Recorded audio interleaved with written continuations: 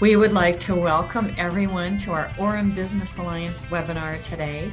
I want to introduce myself. I'm Kathy Lewis, the Economic Development Manager here at the City of Orem. And we have with us Nate Prescott. Nate is the Economic Development Analyst, and he's the one that runs the show. He does all the technology for us. And if you aren't receiving our current Orem Business Alliance emails in the chat box, if you go ahead and put your email, Nate will make sure that your business is added to the list and you can receive our current emails. I wanted to just share one quick announcement before we get started with our speaker today. Next month on June 8th, we're having an open house for the Orem Business Alliance at the Business Resource Center. We're going to showcase all the free services that are available to you as a business. And we'll have tours of the Business Resource Center, the Small Business Development Center that's housed in the Business Resource Center. We're going to have some great giveaways. We're going to provide lunch. So we hope that you'll join us. Watch for more information coming through your emails and announcements about our open house for the Orem Business Alliance and the Business Resource Center. Now I'm going to share a little bit about our speaker today. Illens has earned his Bachelor of Science degree from Brigham Young University in Electronic Engineering Technology. He also earned an MBA from the University of Phoenix. He is an adjunct faculty member at Brigham Young University. And before becoming a serial and social entrepreneur, Illens worked for 3 major world-class technology companies. He's the founder and founding CEO of International Aid Serving Kids, and the CEO of HumanEkdromi, a company that focuses on humanitarian. Did I pronounce that wrong? I'm sorry. You did it well. And this company focuses on humanitarian excursions, corporate training, and executive retreats. And he is a certified speaker, trainer, coach, and a published author of several books. And his latest book is The 5 Secrets of Failing in Business. And Illens is here today to share with us how to overcome the fear of failing. So we'll turn the time over to you now. Wonderful. Thank you so kindly, Kathy. Can you give me access to share my screen? You should have access. Yeah, let's go ahead and do that right now.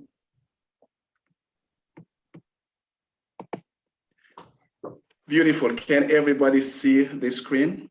My screen? Wonderful. Thank you so much. Thank you for the opportunity to be with you. I love this background you're looking at right now. It's a beautiful place in Haiti. It's quite old. It was built in the 1820. It has nothing to do with the presentation. And I appreciate the fact that I can be here in Lehigh at UVU, and with the help of my good friend Donna, we're able to solve any technical problem, so we can connect with you. So I'm quite delighted. I thank you, all the participants, for taking the time to be with us this morning. So with the time that I have, and I want you to know I'm going to respect the time. I'm going to have my phone with me. Got 20 minutes to share some wonderful principles with you, and we will reserve 10 minutes for your questions and answers. So let me talk about briefly about the book. And the concepts that we have in the book, I've been using these concepts for a long time. Sometimes people ask me the question, how long did it take you to write the book? The answer to that question is that a long time and a short time. A long time is because I've been working on these principles for a long time. Short time, it was because the last 6 months of last year, because of the pandemic, a lot of people came to me and say, Illens, why don't you spend time and bring all these wonderful principles in one place in the book? And then 6 months, I decided to focus. I did more research and about the book. So the title of the book, as Kathy mentioned so clearly, The 5 Secret Fears of Failing in Business. You know what, and how to overcome them. One might say the 5 secret fears of failing in life as well. So today I'm going to talk mainly about the first one, and I'm going to introduce that very quickly. But before I do that, let me share with you my passion for small businesses. And I believe that all of you on the call today either work for small businesses or have your own businesses. Okay. This was in February of 2018. I attended a summit by Goldman Sachs 10,000 Small Businesses program here in Utah and throughout the world. We were invited to attend a big summit, the first one that they had in Washington, D.C.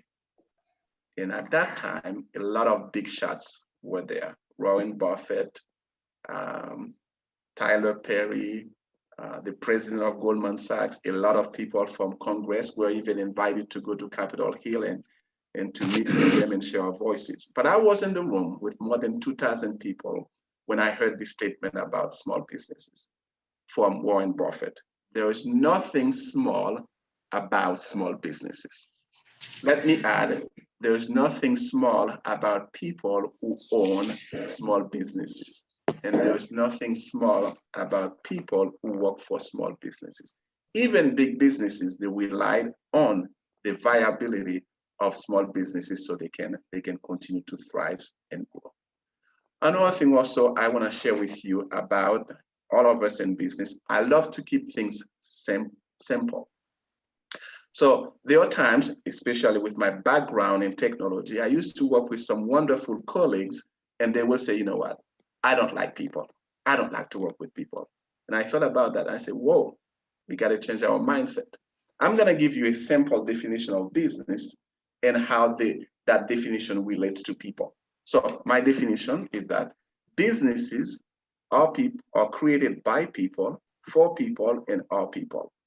And Simon Sinek says it this way: if you don't understand people, you don't understand business. Beautiful. And also, I have made a decision to leave technology. My background is engineering, to focus on people, leadership, communication, and businesses. Sometimes when we talk about these topics, people may refer to them as soft topic. I can tell you there's nothing soft about them. It's just like going to a brain surgeon just to humor you. And you say, you know what? Because you work with the soft tissue, what you do doesn't matter that much. It will matter really if you work with the bones, and you know that will not be accurate. So now, to talk about fears, let me share with you, if you don't mind, I want to share with you my first failure in life and what I learned from that. I need to give you a little background so you can really fully understand that. But for sake of time, I'm going to make it short. I grew up in Haiti. Education is extremely important there, extremely important. When I was ready to take the final test to move to universities, at the end of high school, there were 11,000 students who qualified to take the test. And only about 10% or 15% of them will pass. I work hard and I've never had any failures, missed any tests all my life.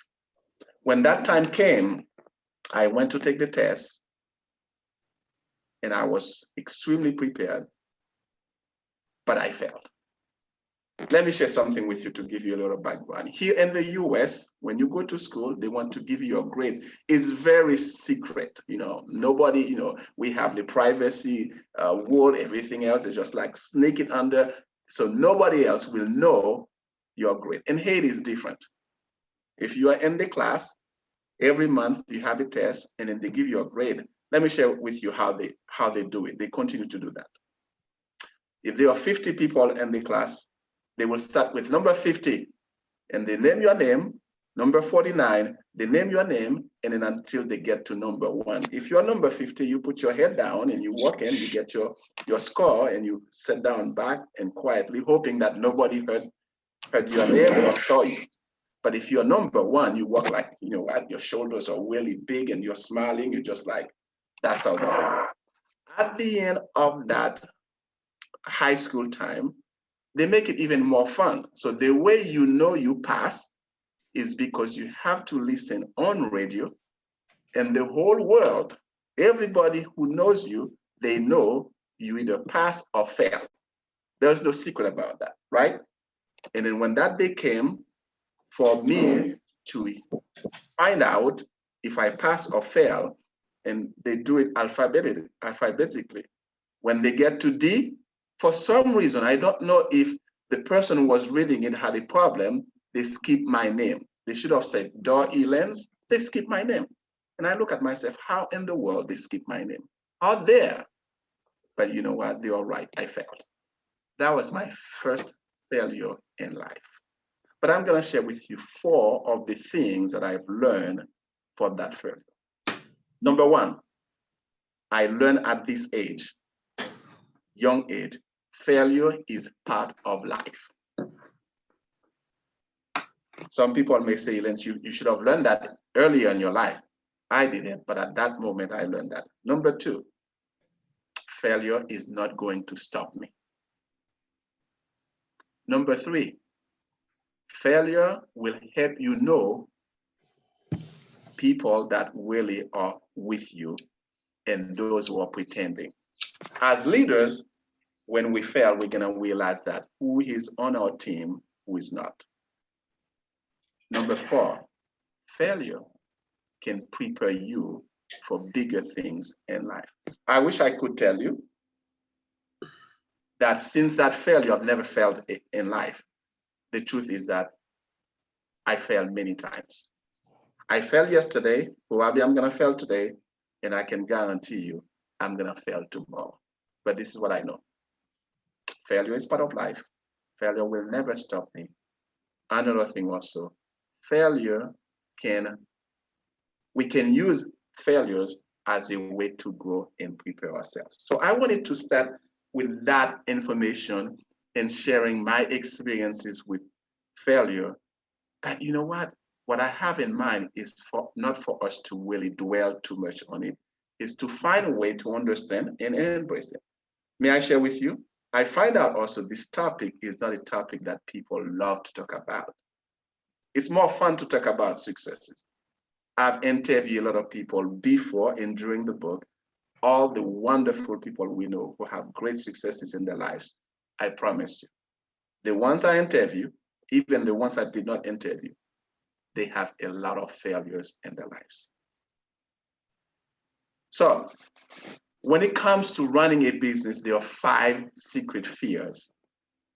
Okay, I named them 5. They could have been more, but I want to keep things simple so I can remember. I have a simple mind. If I make them 20, I may not be able to count to 20, but 5, I can manage that. And what I know also with my research and experience, these fears are universal, and they are at the roots of everything that we do when it comes to failure. Some people have all 5 of them, struggle with all 5 of them, and other people may have 1 or 2. Even when I was writing the book, I can share with you, I was dealing with some of them. But of all these fears, the fear of people is the most frightening one. When I talk about the fear of people, I'm not talking about the fear of being afraid of people. And I'm going to define for you what that means. And I have 6 key elements that will help you understand that. At any time, if you have questions, you can ask. But just so you know, after my 20 minutes, I'm going to reserve 10 minutes to share. So I'm going to finish at 12:05. And I'm going to stop speaking about 11:55. Okay? So these are the 6 key elements of the people of fear. I want you to know right now what I'm talking about, that you can go to my site, illensdort.com. You can download the free chapter, which is the first chapter of the book. It has all this information, many more. And also I talk about the other 4 secret fears. And you can download also a resource guide, which is about 37 pages, great content, great element for the book. And all this you can download them for free. But if you want to know more about the book, The 5 Secret Fears of Failing in Business, you're welcome also to go to the site and purchase a copy. I promise you, if you make that investment, you will not regret that. Let me share something with you. A good friend of mine, Dana Ball, who is a lawyer, and right now she's teaching small businesses the principles and practices that they need to apply in their business to stay out of court, to stay out of trouble. She contributed to the book and she received a signed copy and read it. 10 days ago, she texted me, she said, Illens, I love the book so much that is gonna be a book that I'm gonna give to every one of my customers. By the way, I just purchased 75 copies. Then when she introduced me to her husband, when I delivered them, she said, there are 2 books right now I have that all of my customers will have. One is Built to Last by Jim Collins, and the other one is your book, Illens. Then you know you've done something good when the people using it can see that, can receive value. Now, let's go back to the point right now, the 6 elements of the people fear. Number 1 is the fear of failing in front of people. Usually when we think of this fear, we think about public speaking. That is true. But also in any situation, it could be in sport, it could be in managing people. I'm going to share more. Anytime we are dealing with people, some people really struggle with this fear. If we had more time, I will focus more on how we can overcome that one. But let me share with you 3 things. If it is the fear of failing in front of people in terms of public speaking, after I failed again in Haiti for the first time with public speaking, without doing any research, I've developed these 3 simple things. There is more to it, but I'm going to share with you 3. 1, preparation. That means spend time working on your topic, even though this, what I'm sharing with you right now, is for my book. I wrote it, but I want you to know last night, I spent time working on it, thinking about it, even practice it, so I can make sure I stay within the time period I am given. Number 2 is the word I just used, practice, practice, practice, practice. And number 3, go after you've done the first 2, be ready to present. But for the sake of time, that's all I'm going to share with you. The other one is the fear of failing people. As I shared these 6 key elements of the people fear, may I invite you, if 1 or 2 resonate with you, or if you're struggling with one of them, write them down. We are not asking you that you confess in front of people, but if you want to, it's an open, we are among friends. But I will invite you to make a decision, say, you know what, I'm gonna study, I'm gonna do my very best to find ways to overcome that fear. Because we were not born with fears, we were born with courage. But what happened is that our environment, past experiences, cause us to be fearful. But the fear of failing people, I call that a noble fear, if there is such a thing. It's one that everything that I do, I always have that in mind.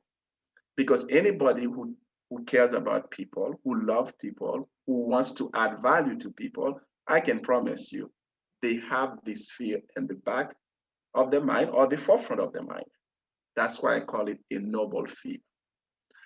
During my research and in contemplation, I say, man, is there one thing that, Illens, you can share, you can, in your training and your speaking with people that will help them overcome? What is that one thing that has helped you overcome this fear? Let me share this with you, and I will invite you to try it. That number 1 thing is to learn to leverage the resources you have available to you. Specifically, human capital, which we call HR, human resources. But I use human capital so I don't bring it into the HR. So we think when we say HR, we're talking about businesses only. It's human capital. That's the greatest asset that Heavenly Father has given us here in this life, is other people. Your strength, let me put it this way, your gifts are for you to serve people around you. Other people around you who have the gifts, they are giving these gifts to serve you. When I was working on this book, my really greatest desire was that I will come with a guide, a trusted guide that business owners can use in their business over and over. But at the same time, I had in mind, I don't want someone to invest in this book and not getting the value that they need to get. So I wrestled with this. The way I overcame this is what I share with you. There are a lot of areas that I am extremely strong at. The leadership, communication. I tell you, my good friend Donna, who is listening, may tell you, marketing is not my strong suit, right? But it doesn't have to be. Even writing the book, it doesn't have to be. All I need to do is to leverage people, right? And then legal is not my strong suit. Guess what? When you see the book, it's a list of a lot of wonderful people. I reach out to them and ask them a very simple question. One, would you share with me 5 things that you've seen in your area that I can share in the book that would help people? There's a blessing in that. I am blessed to know a lot of wonderful people. I serve them and they serve me. And all of them responded, yes, Illens. So in that, you know what? I didn't have to worry about that. I'm not the expert in everything. I just consulted with the expert. I interview a lot of people and I research. But in summary, leverage the resources, specifically human capital. It doesn't matter where you are in the world, these resources are available to you. Next one is the fear that people may fail you. A lot of people say, you know what, I have my business, I'm not going to have employees, I'm not going to go the business because I'm afraid that people will fail me. I wish I could tell you that will never happen, but the truth is that it will happen. But one thing that I'm going to share with you simply about that, and I'm going to quote from my own book right here. When I was thinking about that and researching it, a wonderful leader and her example came to my mind is Mother Teresa. You may have heard or read her statement, her poem, "Do Good Anyway." And she said, just a small segment, if you're kind, people may accuse you of ulterior motives. Be kind anyway. If you're honest, people may cheat you. Be honest anyway. So you have gifts to do good in this world. Go ahead and do good anyway. Don't worry about the fact that people may fail you. Don't let that fear dominate your life and keeps you from going out and share your gifts. Now, a pull quote from the book, that's my own statement. I'm going to read that to you. There are times when people you trust may disappoint and fail you. When that happens, remember to stay focused on your mission and don't let others' actions derail you. Do good anyway. Do good anyway. That's why we are here in this life, is to do good. The other one is the fear of having employees and leading people.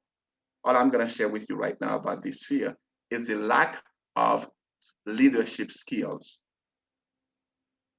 of working with people.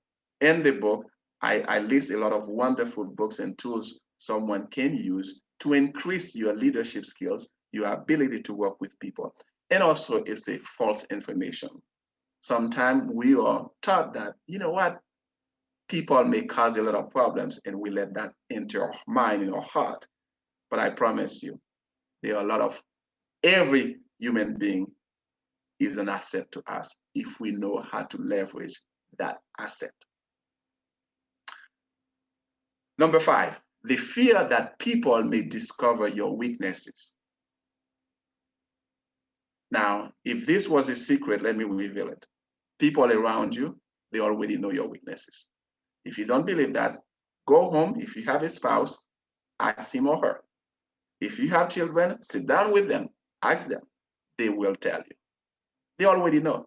But what I know also, these people, while they know our weaknesses so well, they love us.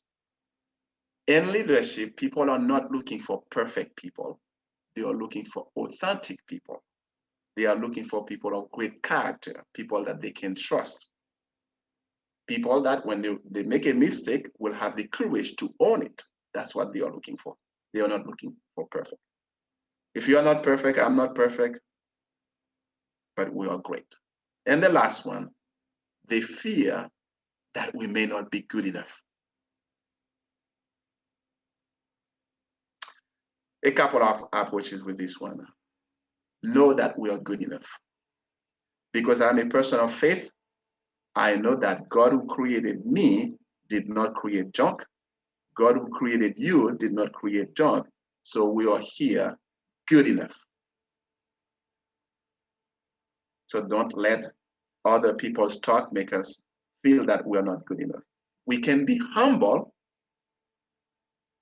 but also we need to have the courage to leverage the gifts we've been given. I do not know where you are right now with these key elements, 6 elements of the people fear, but I can tell you that I have to check all of them all the time and then go over the competencies that I need to have and don't let them dominate me. So quickly, in conclusion, let me share the other 4 with you very quickly. Is the marketing fear. If you go to that chapter 1, you're gonna get more details about that. I have also a chapter, the whole chapter 8 on marketing, sales, money, and the fear of the unknown. I share with people, if you're in business, you need to overcome these fears. If you don't market well, you will not increase your sales. And if you don't market and you don't sell very well, don't worry about money. Don't worry about people that you have to lead. Don't worry about the unknown. You might close your doors very quickly.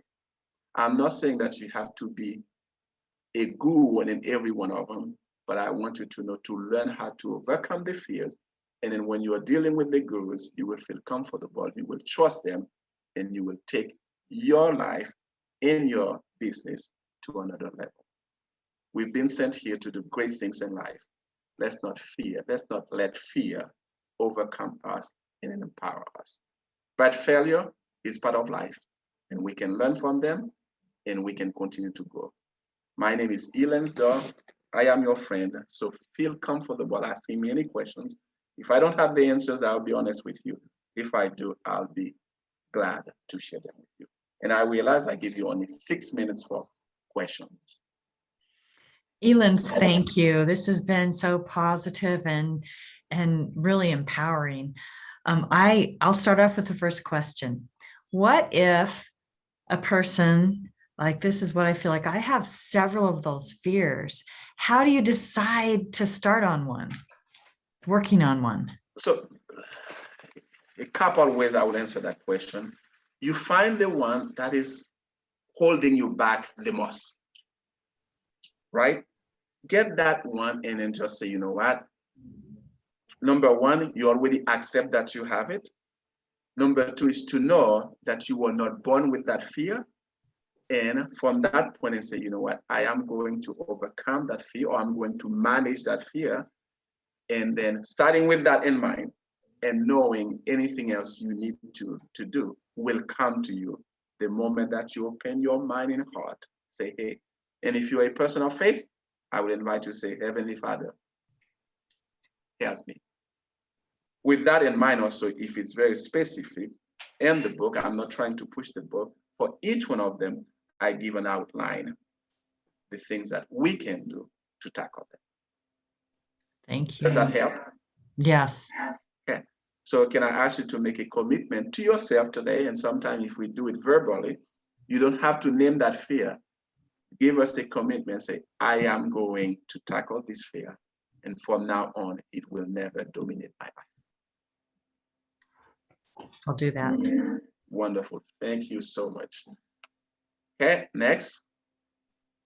I'll ask a question if I could. Thank you for your presentation. I'm curious how you help motivate other people. I'm thinking of primarily my children, but also some employees that have great capability. They're just afraid to try, or they're afraid to even just give it some effort. Is there something that we can do to help them overcome their fears? Yes, there are things that we can do. First of all, is to find out their strength, right?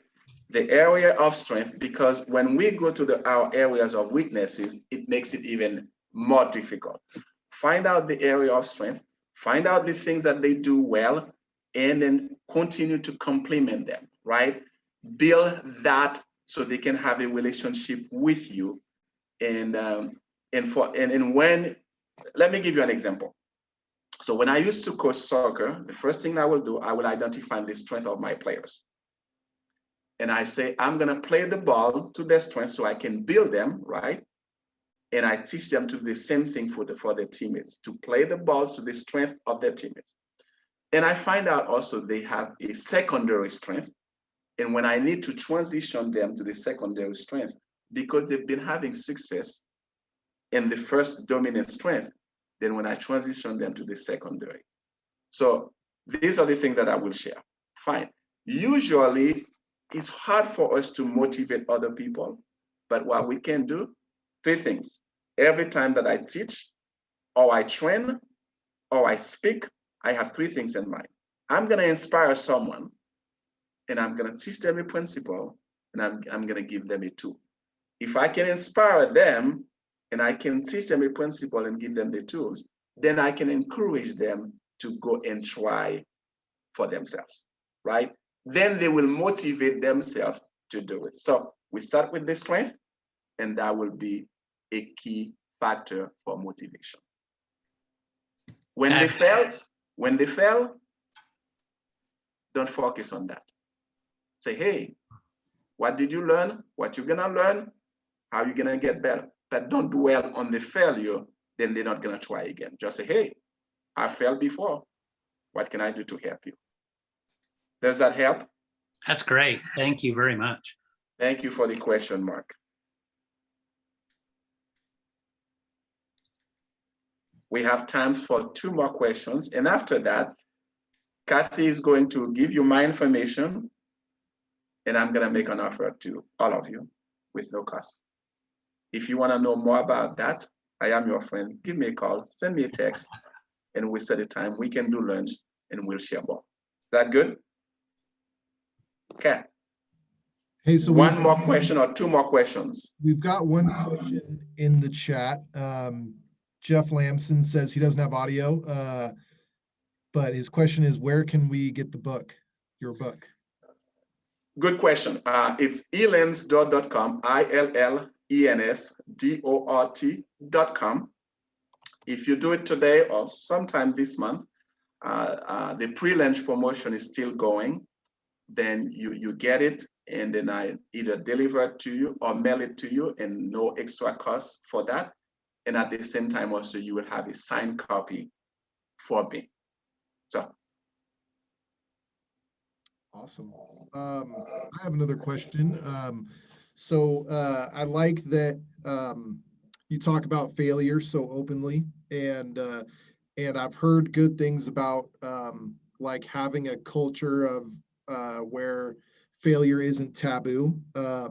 And so have you seen in organizations, as you've been talking about failure and, learning from it and just being open about it instead of it being a secret, have you seen the benefits of that through organizations or even on a smaller level? Yeah, at all levels, if I may say. If we have a culture where people cannot fail, we encourage them to fail, and they do fail more than we want to. But if we have a culture, we have to have boundaries and parameters, right? We're not gonna say someone go there on top of the cliff and then jump and then learn failure and it's gonna be good. But the key is that there is a name, it's not coming when it comes. It's very, very famous. And he said one day he was working with one of his employees, and the person was taking very cautious, safe approach to businesses. He went to him and said, you know what? you've been too cautious here right now. If you're gonna grow, you need to fail. It's if I give you 3 or 6 months, if I don't see anything that you're doing that really stretch you and you've been failing, I'm gonna let you go. Powerful is the culture that we create. And if people fail, we just spank them with our words, however we use that, they're not gonna try. They're not gonna try hard. And we kind of like minimize their potential, and also we create a cap for them. All great companies have been able to do things, great things, is because they were able to overcome that. I made a bold statement, many bold statements in the book. There was one of them.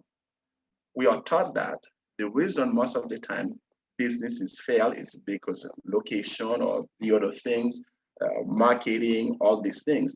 But when there was a bold statement there.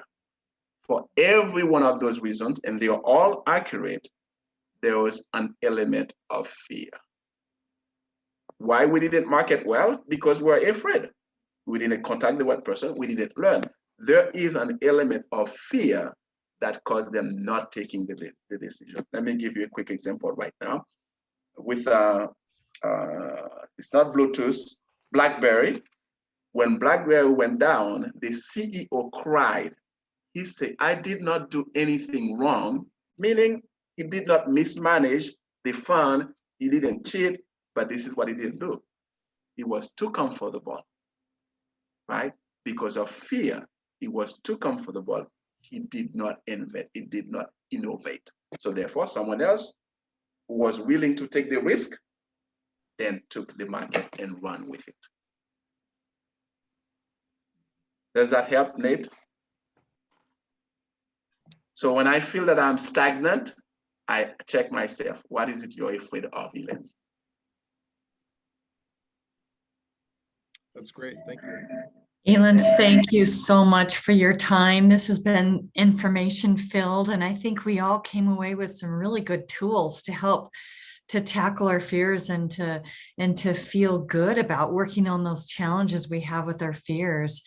And, you know, we so appreciate your time. We put your information for your website in our chat box for our businesses to be able to go to for more information.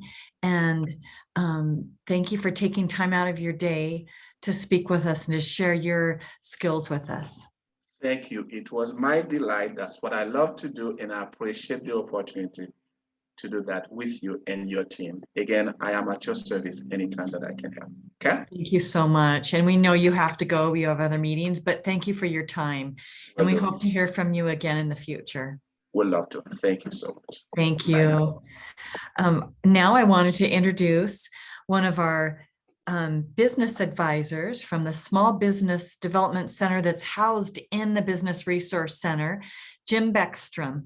And Jim wanted to share with us for a few minutes some of the services that are offered for free for you as a business to help your business grow and to help strengthen your business. So we'll turn just a few minutes, three or 4 minutes over to Jim to share with us what he does to help you.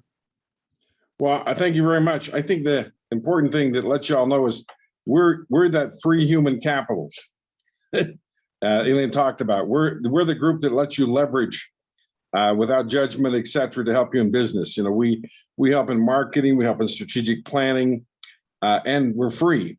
So there's that nice feature that we're local. And I hate to say this, but there's probably only 1 or 2 businesses in the entire valley that we don't service. And probably only one really around here is Nestle's, because they do 137 billion. Everybody else falls within our service record. So if you're doing more than 137 billion, we can't help you. So if you're doing less than that and want to make that, let us know. We're here all the time to be able to help, and just some simple basic things from business plans to marketing structure to actually how to use TikTok, how to utilize new technology for communications online, et cetera. So we're that, I tell people, we're the free go to help without any questions. Thank you, Jim.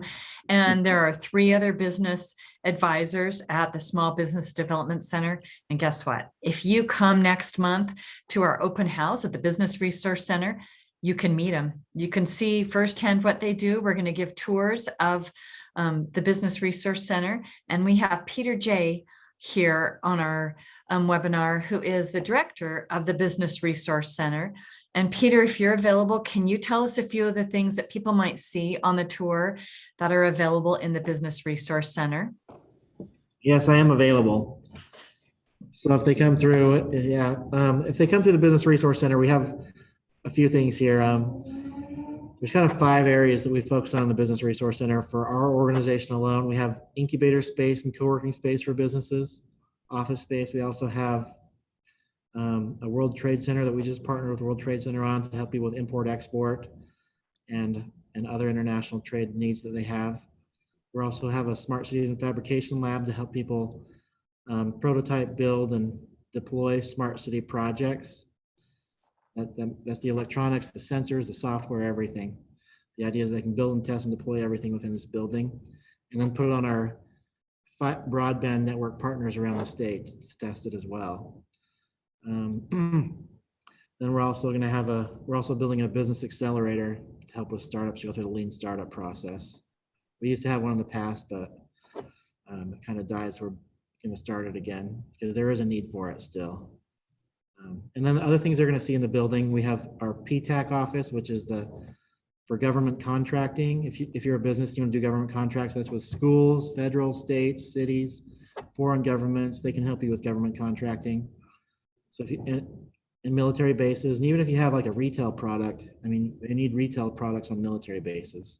So there might be products you have as a small business, you might not even realize there is government needs for it. And the government's our biggest consumer in the country, so the federal government. So there might be some opportunities for you, even as a local small business in Utah, to get federal and state and city contracts.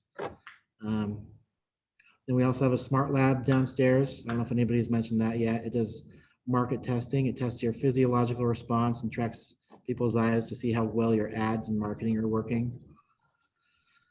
And then I guess Jim already talked about the SBDC.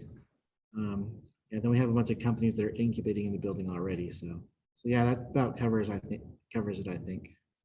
Wow, lots of exciting stuff happening there, and it's all free. So we hope you will come and learn more about the Business Resource Center. And did I mention that we're providing lunch? So if you want to come tour the Business Resource Center, get to know the business advisors, get to know what services you have, and have a free lunch. That's June 8th, Tuesday. And we're going to be sending more information, more details about it as time goes on. And we'll also have some really great giveaways. So does anybody have any questions before we end our webinar?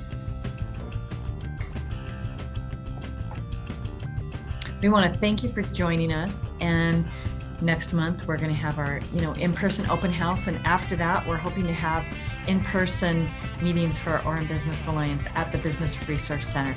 So until next month, have a great month, and we hope you're able to put to use some of the great skills that Illens taught us. Thank you.